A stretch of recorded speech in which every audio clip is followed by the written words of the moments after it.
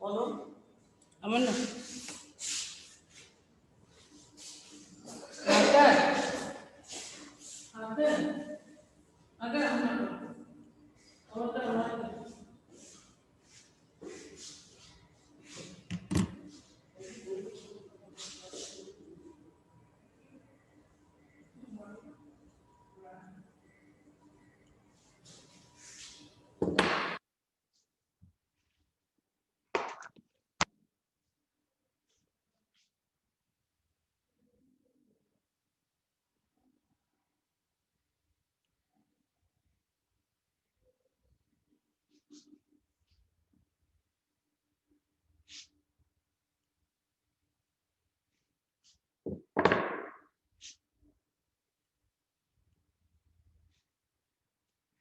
শিক্ষার্থীরা আসসালামু আলাইকুম, আশা করি তোমরা ভালো আছো।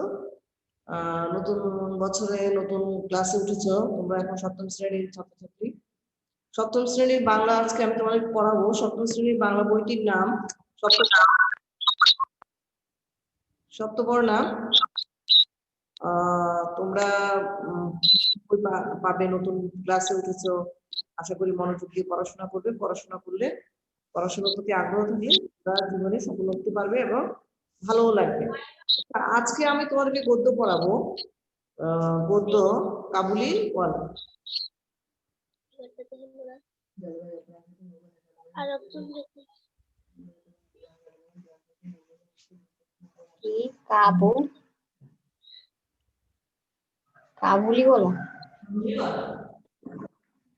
কাবুলিওয়ালা রবীন্দ্রনাথ ঠাকুর লিখেছেন।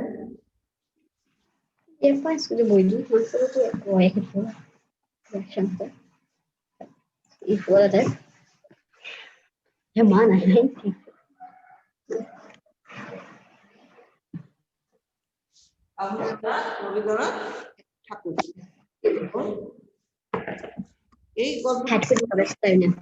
এই গল্পটি পড়ে তোমরা শিখতে পারবে শিশুদের মানসিকতা, অদম্য কৌতূহলের স্বরূপটা জানতে পারবে, সন্তানের সঙ্গে সম্পর্কের স্বরূপটা জানতে পারবে, ভৌগোলিক ও সাংস্কৃতিক সীমার ঊর্ধ্বে পিতৃ স্নেহের সর্বজনীনতার স্বরূপ বুঝতে পারবে। আপাত কঠোর মানুষের মাঝে প্রচন্ড ভালোবাসার স্বরূপটাও তোমরা জানতে পারবে। এবার গল্পটির লেখক সম্পর্কে জেনে নাও।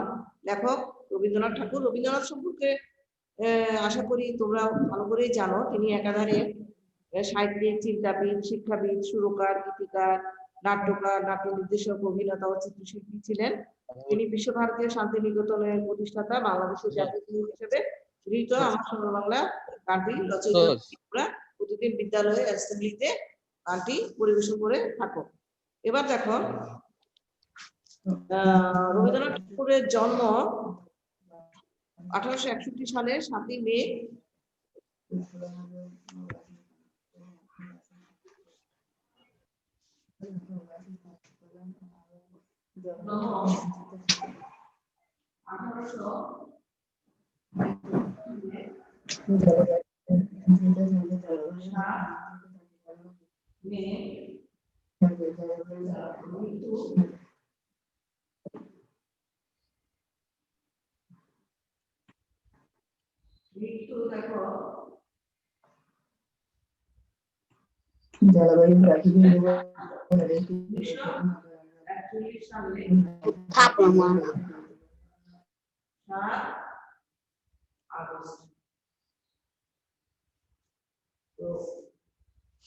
তুমি সাহিত্য সভা করছেন। সাহিত্য সভা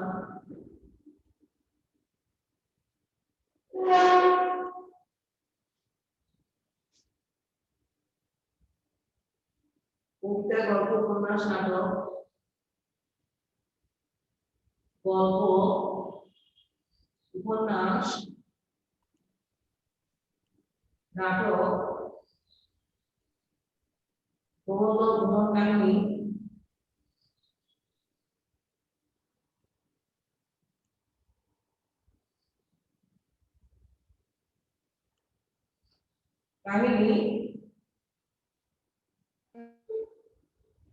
ইত্যাদি সকল শাখা তার অবদানে সমৃদ্ধ হয়েছে। তো দেখো রবীন্দ্রনাথ ঠাকুরের জন্ম 1861 সালে 1268 বঙ্গাব্দের 25শে বৈশাখ কলকাতার জোড়াসাঁকোর বিখ্যাত ঠাকুর পরিবারে। আর 1941 সালের 7 আগস্ট 1348 বঙ্গাব্দের 22শে শ্রাবণ কলকাতায় মৃত্যু। শিক্ষা তিনি স্বশিক্ষায় শিক্ষিত, 17 বছর বয়সে বিলেতে গিয়েছিলেন ব্যারিস্টারি পড়তে, পড়াশোনা অসমাপ্ত রেখেই দেশে ফিরে আসেন। সাহিত্য সাধনা মাত্র 15 বছর বয়সে বনফুল নামক কাব্যগ্রন্থ প্রকাশের মধ্য দিয়ে বাংলা সাহিত্যের আবির্ভাব। কবিতা, গল্প, উপন্যাস, নাটক, প্রবন্ধ, ভ্রমণ কাহিনী, সঙ্গীত, সাহিত্য সহ সাহিত্যের সকল শাখা তার অবদানে সমৃদ্ধ হয়েছে। উল্লেখযোগ্য রচনা কি? কাব্য, সোনারতরী, গীতাঞ্জলি, বলাকা, উপন্যাস, ঘরে বাইরে, গোরা, যোগাযোগ, শেষের কবিতা, নাটক, বিসর্জন, রাজা, ডাকঘর, রক্তকরবী, গল্প সংকলন, গল্পগুচ্ছ, শিশুতোষ রচনা, তোমাদের শিশুদের জন্য তিনি লিখেছেন শিশু ভোলানাথ খাপছাড়া। আর পুরস্কার পেয়েছেন তিনি গীতাঞ্জলি কাব্যের ইংরেজি অনুবাদ, তারপরে এর জন্য 1913 সালে নোবেল পুরস্কার লাভ করেন। রবীন্দ্রনাথই প্রথম বাঙালি যিনি সাহিত্যের জন্য প্রথম নোবেল পুরস্কার লাভ করেছিলেন। বিশেষ পরিচিতি সাহিত্যিক, চিন্তাবিদ, শিক্ষাবিদ, সুরকার, গীতিকার, নাট্যকার, নাট্য নির্দেশক, অভিনেতা ও চিত্রশিল্পী। তিনি বিশ্বভারতীয় শান্তিনিকেতনের প্রতিষ্ঠাতা। আগে বলেছিলাম বাংলাদেশের জাতীয় সঙ্গীত হিসেবে গৃহীত আমার সোনার বাংলা গানটি রচয়িতাও তিনি। তো দেখো এবার আমরা শব্দার্থ জেনে নিই। শব্দার্থ জেনে নিলে কি হবে? শব্দার্থ জেনে নিলে তোমাদের গল্পটি বুঝতে সুবিধা হবে, কাবুলিওয়ালা গল্পটি বুঝতে সুবিধা হবে। তো তোমাদেরকে আমি একটু বলি যে কাবুলিওয়ালা হলো কাবুলের অধিবাসী। অতীতে কাবুলের অনেক লোক নানা কাজে এদেশে মানে কলকাতায় নিয়মিত যাতায়াত করতো। তো কাবুল আফগানিস্তানের রাজধানী। কাবুলের অধিবাসী বলে তাকে কাবুলিওয়ালা বলা হচ্ছে। তোমাদের গল্পের নাম কি? কাবুলিওয়ালা। তো শব্দার্থগুলি দেখো, খাতায় টুকে নিতে পারো। আশা করি বই খাতা কলম নিয়ে বসেছ।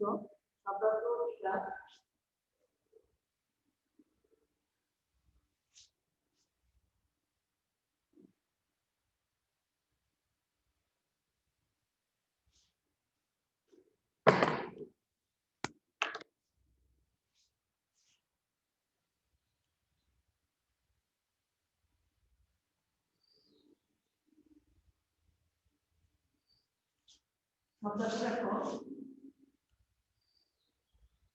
তোমাদের বোর্ডটা ছোট, বেশি আয়তনে ছোট। দেখো কাবুল, আমাদের আগে বলছি কাবুল আফগানিস্তানের রাজধানী। কাবুলের সম্পর্কে বলেছি দ্বন্দ্ব। দেখো মুক্ত,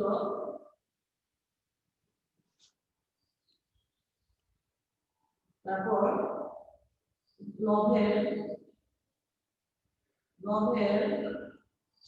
নভেল উপন্যাস,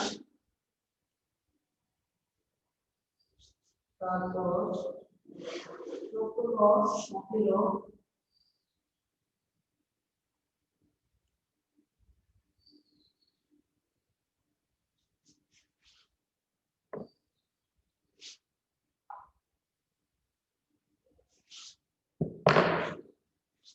সপ্তদশ, 17। শিক্ষার্থী বুঝতে পারছো? তোমরা বুঝতে পারছো? শোনা যাচ্ছে? জি। আচ্ছা জি। বলেছে অধ্যায়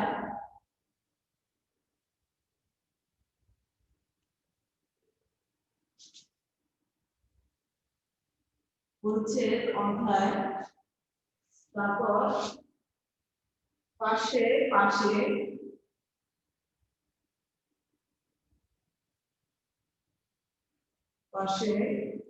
তারপরে অভিপ্রায়,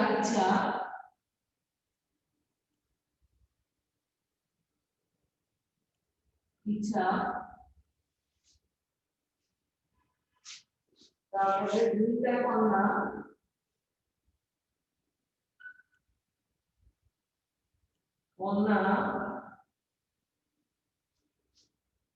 দ্বার দরজা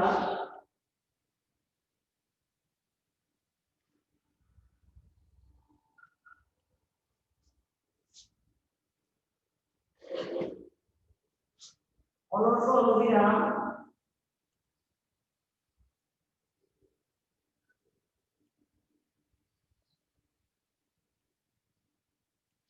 শিক্ষার্থীরা তোমরা শব্দার্থগুলি ভালো করে পড়বে। শব্দার্থগুলি যদি তোমরা ভালো করে পড়ো তাহলে তোমাদের গল্পটা বুঝতে সুবিধা হবে। শব্দার্থ টিকাগুলি আমি আরেকবার বলে দিচ্ছি, তোমাদের বইতে আছে, দেখে নাও। কাবুল আফগানিস্তানের রাজধানী, কাবুলিওয়ালা কাবুলের অধিবাসী। অতীতে কাবুলের অনেক লোক নানা কাজ নিয়ে এদেশে মানে কলকাতায় নিয়মিত যাতায়াত করতো, তাই কাবুলের অধিবাসী বলে তাদেরকে কাবুলিওয়ালা বলা হচ্ছে। দণ্ড মুহূর্ত নোভেল উপন্যাস, সপ্তদশ 17 পরিচ্ছেদ, অধ্যায় পাশে পাশে কন্যারত্ন, কন্যাকে আদর করে রত্নের সঙ্গে তুলনা করা হয়েছে। ভাবোদয় ভাবের উদয়, মনে চিন্তা বা ভাবনা জাগা, ঊর্ধ্বশ্বাসে অতি দ্রুত বেগে, অন্তপুর বাড়ির ভিতরের অংশ, অভিপ্রায় ইচ্ছা, খোবানি বাদাম জাতীয় ফল, দুইটা কন্যা, দ্বার দরজা, সমীপস্থ নিকটে কাছে, অনর্গল অবিরাম অনবরত, শ্বাসমূখ হাসিমুখ, পঞ্চবর্ষীয় 5 বছর বয়সী। তারপরে খোকি কাবুলিওয়ালা কর্তৃক, খুকি শব্দের অশুদ্ধ উচ্চারণ, আর মানে বাচ্চা মেয়েদেরকে খুকি বলা হয়, এটা অশুদ্ধ উচ্চারণ, কাবুলিওয়ালা খোকি বলতো। স্বভাব বিরুদ্ধ, স্বভাবের বিপরীত, মুষ্টি আস্ফালন, জোরে মুঠি নাড়ানো। তারপরে নিঃসংশয়, সংখ্যাহীন, কিঞ্চিত, অল্প, ধারিত, ঋণগ্রস্ত, প্রফুল্ল, আনন্দিত, লার্কি লর্কি লর্কি লর্কি মেয়ে, কাবুলিওয়ালা লর্কি বলতো। তো এবার দেখো, শব্দার্থ জানলে তোমরা গল্পটি সহজেই বুঝতে পারবে, এই জন্য তোমাদেরকে আগে শব্দার্থগুলি বললাম। এবার গল্পটি বুঝে নাও। গল্পটি হলো, বই হলো, শুরু করো। দেখো কি বলা হচ্ছে প্রথমে। আমার লেখক বলছেন, আমার 5 বছর বয়সের ছোট মেয়ে মিনি একদণ্ড কথা না কইয়া থাকতে পারে না। সকালবেলায় আমার নভেলে সপ্তদশ পরিচ্ছেদে হাত দিয়েছি, এমন সময় মিনি আসিয়া আরম্ভ করে দিল, বাবা, রামদয়াল দারোয়ান কাককে কৌঙ্গ বলেছিল, সে কিচ্ছু জানে না। না তো সে আমার লিখিবার টেবিলের পাশে আমার পায়ের কাছে বসিয়া নিজের 2 হাঁটু এবং হাত লইয়া অতি দ্রুত উচ্চারণে আড্ডুম বাগডুম খেলিতে আরম্ভ করিয়া দিল। আমার ঘর পথের ধারে, হঠাৎ মিনি আড্ডুম বাগডুম খেলা রাখিয়া জানালার ধারে ছুটিয়া গেল এবং চিৎকার করিয়া ডাকিতে লাগলো, কাবুলিওয়ালা ও কাবুলিওয়ালা। লেখকের 5 বছরের মেয়ে, ছোট মেয়ে মিনি একদণ্ড কথা না বলে থাকতে পারে না। সকালবেলায় তো লেখক যখন নভেলের 17 পরিচ্ছেদে হাত দিয়েছিলেন, এমন সময় মিনি এসে কি করলো, বাপকে বললো, বাবা, রামদয়াল দারোয়ান কাকে কৌয়া বলছে, সে কৌয়া বলেছিল, সে কিছু জানে না। না কাককে যে কৌয়া বলেছিল, তো সেই জন্য সে আমার লিখিবার টেবিলের পাশে, তো সে কেমিনি লেখকের লেখার টেবিলের পাশে তার পায়ের কাছে বসে নিজের 2 হাত এবং হাত নিয়ে অতি দ্রুত উচ্চারণে আগডুম বাগডুম খেলতে আরম্ভ করে দিল। হঠাৎ সে খেলা বন্ধ করে কি করলো, জানালার ধারে ছুটে গেল। কেন? আর বলতে লাগলো, কাবুলিওয়ালা ও কাবুলিওয়ালা। কাবুলিওয়ালা কাদেরকে বলা হয় বলেছি? কাবুল আফগানিস্তানের রাজধানী, এবং কাবুলের অধিবাসীদেরকে কাবুলিওয়ালা বলা হয়। তো ময়লা ঢিলা কাপড় পরা, পাগড়ি মাথায়, ঝুলি ঘাড়ে, হাতে গোটা 2-4 আঙ্গুরের বাক্স, এক লম্বা কাবুলিওয়ালা পথ দিয়ে যাইতেছিল। তাকে দেখিয়ে আমার কন্যারতে কিরূপ ভাবোদয় হইল বলা শক্ত, তাহাকে ঊর্ধ্বশ্বাসে ডাকাডাকি আরম্ভ করিয়া দিল। তো কাবুলিওয়ালার পরিচয়টা এইভাবে দেওয়া হয়েছে, তার পরনে ঢিলা ময়লা কাপড়, মাথায় পাগড়ি, আর ঝুলি ঘাড়ে, হাতে গোটা 2-4 আঙুরের বাক্স, এক লম্বা পথ দিয়ে তিনি কাবুলিওয়ালা পথ দিয়ে যাচ্ছিলেন। তাকে দেখে তার কন্যা ডাকাডাকি করছিল। মিনির চিৎকারে যেমনি কাবুলিওয়ালা হাসিয়া মুখ ফিরাইল এবং আমাদের বাড়ির দিকে আসিতে লাগলো, অমনি সে ঊর্ধ্বশ্বাসে অন্তঃপুরে দৌড় দিল। তাহার আর চিহ্ন দেখিতে পাওয়া গেল না। তাহার মনের মধ্যে একটা অন্ধবিশ্বাসের মতো ছিল যে ওই ঝুঁকটার ভিতর সন্ধ্যার মধ্যে তাহার মতো 2-4টে জীবিত মানব সন্তান পাওয়া যেতে পারে। তো মিনি চিৎকারে যখন কাবুলিওয়ালা হাসি মুখে তাদের বাড়ির দিকে আসতে লাগলো, অমনি মিনি কি করলো, তার ঘরের ভিতরে ঢুকে গেল ভয়ে। তার ধারণা ছিল ওই ইয়ের মধ্যে ঝুড়িটার ভিতরে তার মতো বাচ্চারা আছে। তো আমি মিনির অমূলক ভয় ভাঙাইয়া দিবার অভিপ্রায়ে তাহাকে অন্তঃপুর হইতে ডাকাইয়া আনিলাম। সে আমার গা ঘেঁষিয়া দাঁড়াইয়া রহিল।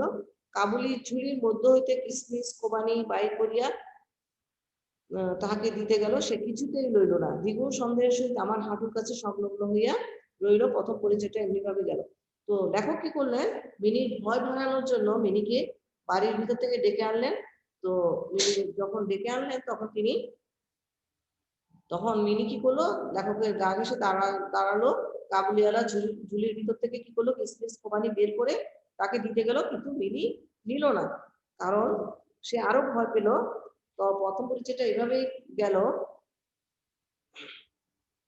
কিছুদিন পরে একদিন সকালবেলায় বাড়ি হইতে বাহির হইবার সময় দেখি আমার দুইটাটি দ্বারে সন্ত্রস্ত বেঞ্চির উপর বসিয়া অনর্গল কথা কইয়া যাইতেছে এবং কাবুলিওয়ালা তাহার পরতলে বসিয়া সহাস্যমুখে শুনিতেছে এবং মধ্যে মধ্যে প্রসঙ্গক্রমে নিজের মতামত ব্যক্ত করিতেছে।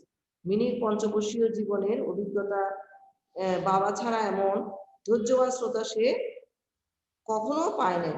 আবার দেখি তার ক্ষুদ্র আচল বাদাম কিসমিসে পরিপূর্ণ। কিছু প্রথম পরিচয়টা তো তার ভয়ের মধ্যেই কেটে গিয়েছে কাবুলিওয়ালার সাথে, কিন্তু কিছুদিন পরে কি করলো, একদিন হঠাৎ লেখক দেখলেন বা বাড়ির হতে বের হওয়ার সময় দেখলেন আমার দুইটাটি মানে লেখকের মেয়েটি বাড়ির পাশে বেঞ্চের উপর বসে অনর্গল কথা বলে যাচ্ছে কাবুলিওয়ালার সাথে, এবং কাবুলিওয়ালা মনোযোগ দিয়ে হাসি মুখে শুনছে এবং কি করছে, মাঝে মাঝে তার মতামত ব্যক্ত করছে।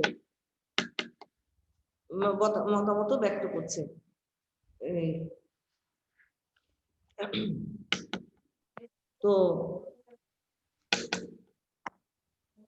আবার তার ক্ষুদ্র আঁচলে কি ছিল, বাদাম কিসমিসে পরিপূর্ণ ছিল। তো সংবাদ পাইলাম কাবুলিওয়ালার সহিত মিনির এই যে দ্বিতীয় সাক্ষাৎ তাহা নয়, ইতিমধ্যে সে প্রায় প্রত্যহ আসিয়া পেস্তামাদাম ঘুষ দিয়া মিনির ক্ষুদ্র হৃদয়টুকু অনেকটা অধিকার করিয়া রইয়াছে। তো লেখক জানতে পারলেন যে কাবুলিওয়ালার সাথে মিনির এটা দ্বিতীয় সাক্ষাৎ না, ইতিমধ্যে সে প্রায় প্রত্যেক দিন এসে পেস্তাবাদাম দিয়ে মিনির ক্ষুদ্র হৃদয়টুকু অনেকটা অধিকার করে নিয়েছে। মানে মিনিকে কাবুলিওয়ালা ভালোবাসতো, মিনিও কাবুলিওয়ালাকে ভালোবাসতে শুরু করেছে, তাদের সাথে একটা ভালো সম্পর্ক তৈরি হয়েছে। তো দেখিলাম এই দুটি বন্ধুর মধ্যে গুটিগত বাধা কথা এবং ঠাট্টা প্রচলিত আছে, যথা রহমতকে দেখিবা মাত্র আমার কন্যা হাসিতে হাসিতে জিজ্ঞেস করিত, কাবলিওয়ালা তোমার ও ঝুড়ির ভিতর কি? রহমত একটা অনাবশ্যক চন্দ্রবিন্দুর যোগ করিয়া হাসিতে হাসিতে উত্তর করতে, হাতি। মানে ওদের মধ্যে একটা মজার সম্পর্ক তৈরি হয়েছে। তো কি করতো তারা, এই দুইজন বন্ধুর মধ্যে গুটিগত কথা এবং ভাত আর ঠাট্টা প্রচলিত আছে। যেমন রহমতকে দেখা মাত্র তো মিনি কি করতো, বলতো কাবলিওয়ালা তোমার ঝুলির ভিতর কি আছে? কাবলিওয়ালা বলতো হাতি। তো রহমত একটা আচ্ছা, ওনাদের মধ্যে আরো একটা কথা প্রচলিত ছিল। রহমত মিনিকে বলিত, কি তুমি শ্বশুর বাড়ি কখনো যাবে না? কথাটা একটা কোনো জবাব না দিয়া চুপ করিয়া থাকা নিতান্ত তাহার স্বভাব বিরুদ্ধ। সে উঠিয়া জিজ্ঞেস করিত, তুমি শ্বশুর বাড়ি যাবে? মিনি তো অনর্গল কথা বলতো। তো রহমত কাবলিওয়ালার নাম, যখন মিনিকে বলতো তুমি শ্বশুর বাড়ি যাবে খুকি, তখন মিনিও পাল্টা জবাব দিত, বলতো যে তুমি শ্বশুর বাড়ি যাবে? রহমত কাল্পনিক শ্বশুরের প্রতি প্রকাণ্ড মোটা মুষ্টি আস্ফালন করিয়া বলিত, আমি শ্বশুরকে মারবে। শুনিয়া মিনি শ্বশুর নামক কোনো এক অপরিচিত জীবের দুরবস্থা কল্পনা করিয়া অত্যন্ত হাসিত। মিনি তো আসলে বাচ্চা একটা মেয়ে, তার সাথে মজা করতো কাবলিওয়ালা। তো মিনি তো শ্বশুর বাড়ি বুঝতো না।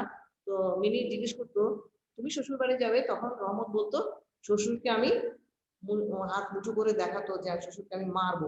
তখন মিনি খুব মজা পেত। শ্বশুরকে মারলে তো শ্বশুর খুব কষ্ট পাবে, সেই দুরবস্থার কথা চিন্তা করে মিনি খুব হাসতো। তো মিনির মা অত্যন্ত শঙ্কিত স্বভাবের লোক। রহমত কাবলিওয়ালা সম্বন্ধে তিনি সম্পূর্ণ নিঃসংশয় ছিলেন না, তাহার প্রতি বিশেষ দৃষ্টি রাখিবার জন্য তিনি আমাকে বারবার অনুরোধ করিয়াছিলেন। মিনির মা ভয় পেতেন কাবলিওয়ালা সম্পর্কে, তিনি সন্দেহ পোষণ করতেন, তাই সবসময় বলতেন যে তুমি মিনিকে দেখে রেখো। লেখককে বলতেন, তো একদিন সকালে আমার ছোট ঘরে বসিয়া কুৎসিত সংশোধন করিতেছি, এমন সময় রাস্তায় ভারী একটা গোল শোনা গেল, মানে গন্ডগোল শোনা গেল। লেখক যখন তার লেখার কুৎসিত সংশোধন করছিলেন, তখন রাস্তায় একটা গন্ডগোল শোনা গেল। চাহিয়া দেখি আমাদের রহমতকে দুই পাহারাওয়ালা বাঁধিয়া লইয়া আসিতেছে, তাহার পশ্চাতে কৌতূহলী ছেলের দল চলিয়াছে। আমি দ্বারের বাহিরে গিয়া পাহারাওয়ালাকে দাঁড় করাইয়া জিজ্ঞাসা করিলাম, ব্যাপারটা কি?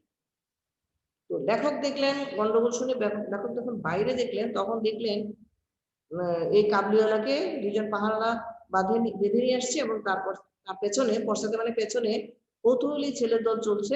আমি লেখক যখন দরজার বাইরে গিয়ে পাহারাওয়ালাকে দাঁড় করালেন, জিজ্ঞেস করলেন ব্যাপারটা কি, তখন তারা বলল, কিয়দংশ তাহার কাছে, কিয়দংশ রহমতের কাছে শুনিয়া জানিলাম যে আমাদের প্রতিবেশী একজন লোক রামপুরী চাদরের জন্য রহমতের কাছে কিঞ্চিত ধারিত মিথ্যাপূর্বক সেই দেনা সে অস্বীকার করে, এবং তাহাই লইয়া বর্ষা করিতে করিতে রহমত তাকে অ্যাকচুয়ালি বসাইয়া দিয়েছে।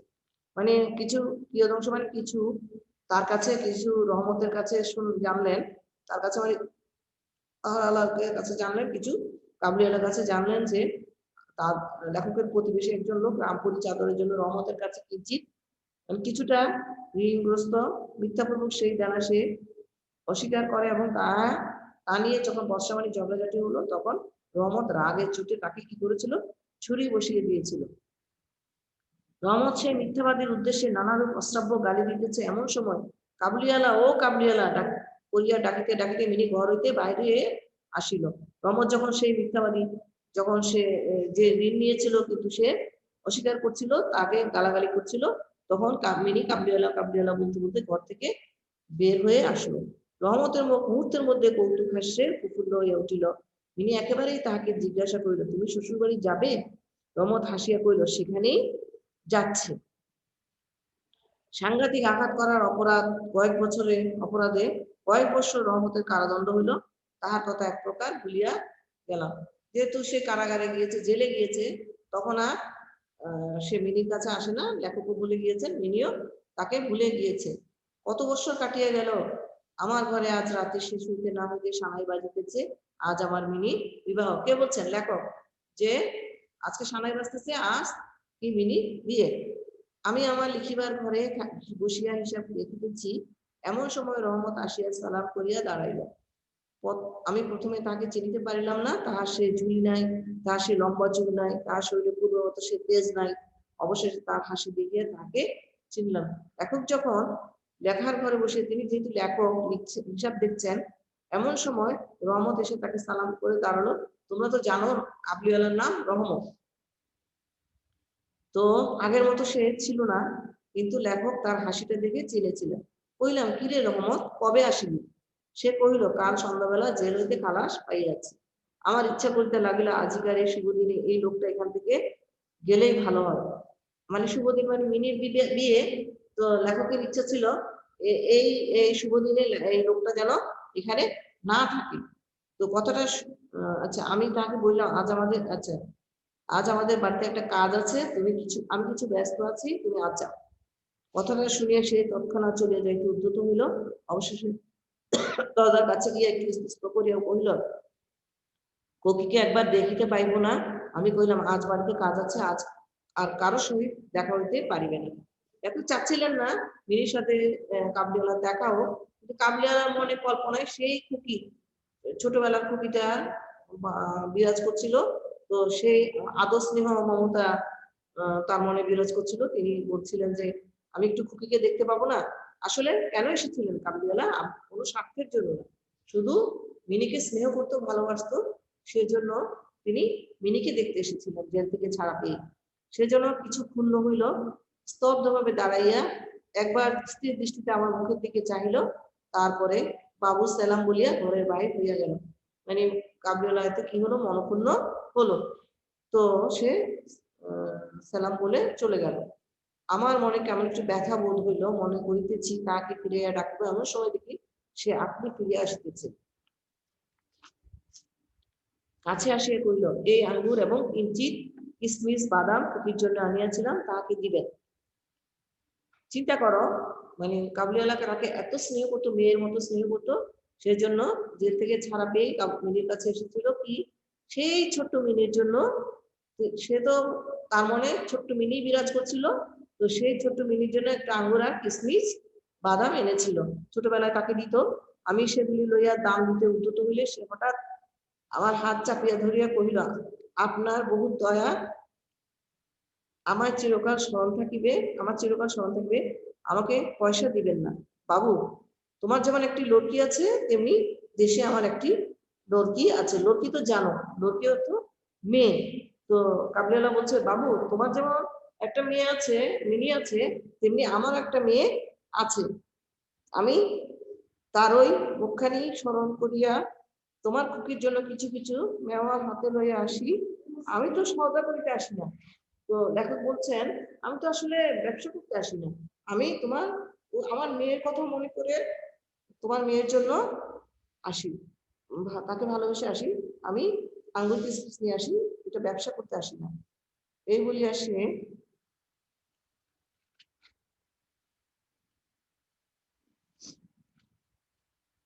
বলিয়া সে আপনার মস্ত ঢিলা জামাটার ভিতর হাত চালাইয়া দিয়া বুকের কাছে কোথা হইতে এক টুকরা ময়লা কাগজ বাহির করিল, ও সযত্নে বাজ করিয়া দুই হস্তে আমার টেবিলের উপর মেলিয়া ধরিল। দেখিলাম কাগজের উপর একটি ছোট হাতের ছাপ।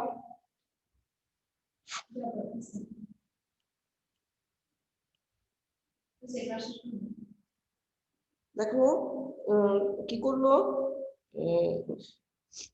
মস্ত ঢিলা জামাটার ভিতর হাত চালিয়ে দিয়ে বুকের কাছে এক টুকরা ময়লা কাগজ বের করলো কাবুলিওয়ালা।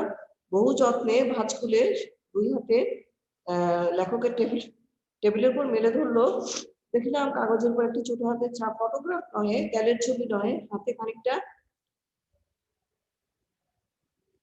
ভূষা মাখাইয়া কাগজের উপর তাহার চিহ্ন ধরিয়া লইয়াছে। কন্যার এই স্মরণ চিহ্নটুকু বুকের কাছে লইয়া রহমত প্রতি বছর কলকাতায় রাস্তায় মেওয়া বেচিতে আসে দেখি আমার চোখ ছলছল করে আসিল। সেই হস্তচিহ্ন আমার ওই মিনিকে স্মরণ করিয়া দিল। আমি তৎক্ষণাৎ আমাকে তাকে অন্তঃপুরে ডাকাইয়া পাঠাইলাম।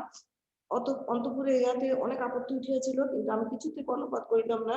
অন্তঃপুর মানে বাড়ির ভিতরে থেকে ডেকে আনলেন মিনিকে দেখো, কিন্তু অন্তঃপুরে অনেকে অনেক আপত্তি করেছেন যে আজকে মিনির বিয়ে কেন কাবুলিওয়ালার সাথে দেখা করতে যাবে। তো রাঙা চেলি পরা কপালে চন্দনাকা বধূবেশিনী মিনি সলজ্জভাবে আমার কাছে আসিয়া দাঁড়াইল। তাকে দেখিয়া কাবুলিওয়ালা প্রথমত খাইয়া গেল, তাহাদের পুরাতন আলাপ জমাইতে পারিল না। অবশেষে হাসিয়া কহিল, খুকি তুমি শ্বশুর বাড়ি যাবিস? কাবুলিওয়ালার সহিত মিনির যেদিন প্রথম সাক্ষাৎ হইয়াছিল, আমার সেদিনের কথা মনে পড়িল। মনটা কেমন ব্যথিত হইয়া উঠিল।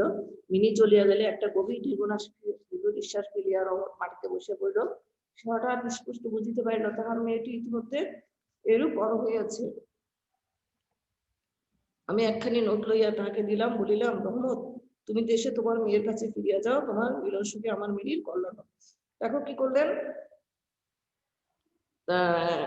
তাকে কিছু টাকা দিলেন, দিয়ে বললেন তুমি দেশে ফিরে যাও, তোমার মেয়ের সাথে দেখা হলে আমার সেই মিলন সুখে আমার মিলির কল্যাণ হোক। তো তোমরা তোমরা গল্পটি জানলে, এবার তোমরা পাঠ পরিস্থিতিটি একটু বুঝে নেবে। এটা আসলে এই গল্পটা পড়ার উদ্দেশ্য বাংলা ভাষায় সাধুনীতির সাহিত্য পাঠে অনুপ্রাণিত করা। এটা রবীন্দ্রনাথ সাধু ভাষায় লিখেছেন, আমি তোমাদেরকে বুঝিয়ে দিয়েছি চলিত ভাষায়। সাধু ভাষা বুঝতে হয়তো তোমাদের অসুবিধা হতে পারে, আমি তোমাদেরকে এই জন্য চরিত্র ভাষা বলেছি। এবার চরিত্র গুলি দেখে নাও। এই গল্পে রহমত আছে, মিনি আছে, গল্পকথক আছেন, এস্তাবাদাম ঘুষ দিয়ে মিনি ক্ষুদ্র অনেকটা অধিকার করিয়া লইয়াছে। এটা হলো শিশু মাত্র উপহার পছন্দ করে, বিশেষত মুখরোচক খাদ্য শিশুদের কাছে অত্যন্ত প্রিয়। 5 বছরের শিশু মিনির কাবুলিওয়ালাকে নিয়ে একবার এক ধরনের বিধি ছিল। কাবুলিওয়ালা মিনিকে পছন্দ করিত, এই কারণে সে মিনিকে পেস্তাবাদাম, কিসমিস ও খোবানি খেতে দিত।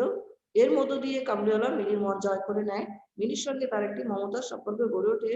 এই বিষয়টি নির্দেশ করতে মিনির পিতা একথা বলেছেন। আচ্ছা রহমত দেখো, এই গল্পের একটি চরিত্র রহমত অর্থাৎ কাবুলিওয়ালা।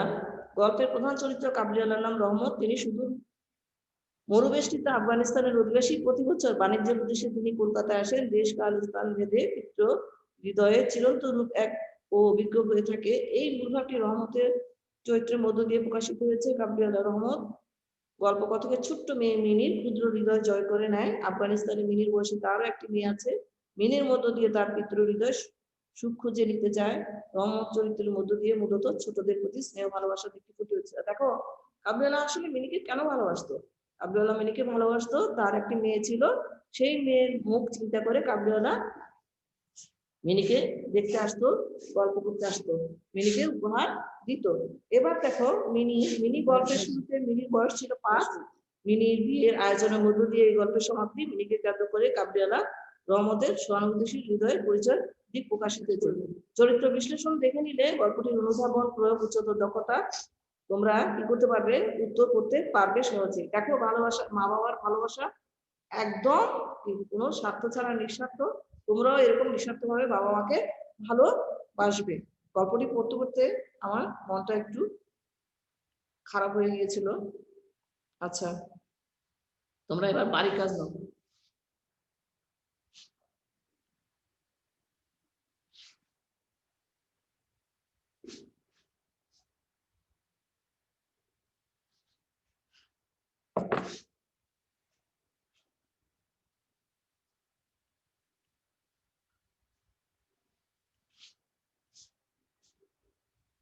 বৃষ্টি বহু নির্বাচনী প্রশ্ন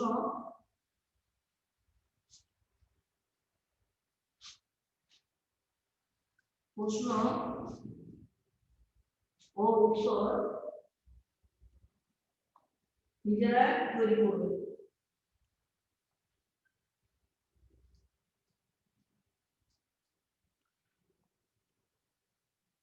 প্রথমে একটু কষ্ট হবে, কিন্তু পরে তোমরা আস্তে আস্তে শিখে যেতে পারবে। এই তোমরা নিজেরাই প্রশ্ন তৈরি করে উত্তর করবে। গল্পটি পড়লেই তোমরা বারবার পড়লেই তোমরা নিজেরা তৈরি করতে পারবে। আল্লাহ তোমাদের ভালো রাখুক, সুস্থ রাখুক, আর তারিখ দিয়ে বাড়ির কাজ লিখে রাখবে। তোমাদের সফলতা কামনা করছি। আসসালামু আলাইকুম।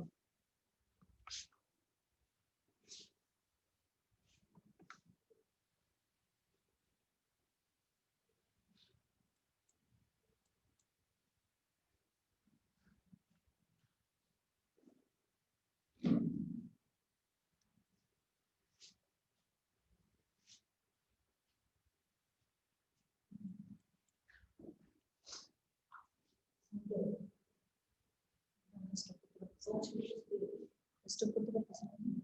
ঠিক আছে, ওই রকম করে